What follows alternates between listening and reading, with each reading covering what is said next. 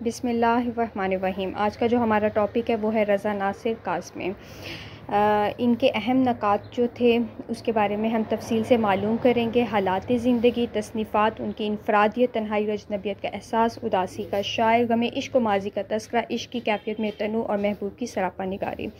سب سے پہلے ہم لوگ حالات زندگی پر جائیں گے۔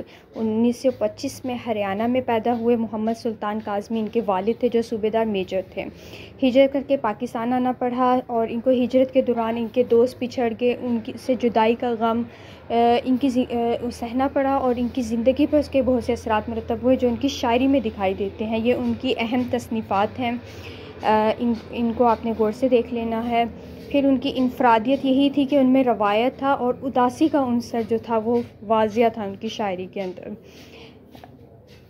یہ ان کی ہجرت کی وجہ سے جو اثرات مرتب ہوئے تھے، اس کی وجہ سے اداسی ان کی شاعری کا ایک اہم جز رہا ہے اور ان میں تنہائی اور اجنبیت کا احساس بھی ملتا ہے، کیونکہ اپنے دوستوں سے، پیاروں سے جدائی کا غم انہوں نے سہنا پڑا تھا۔ ان کو اداسی کا شاعر بھی اسی لیے کہا جاتا ہے کیونکہ ان کی شاعری میں اداسی جو تھی وہ غالب رہی ہے۔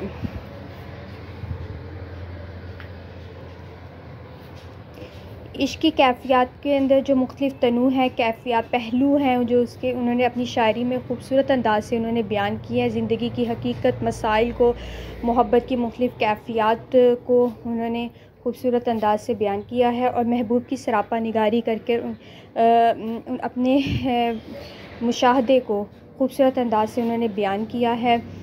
ماضی کا تذکرہ اور عشق میں جو غم اور درد و سوز کی کیفیات ہیں انہوں نے بیان کی۔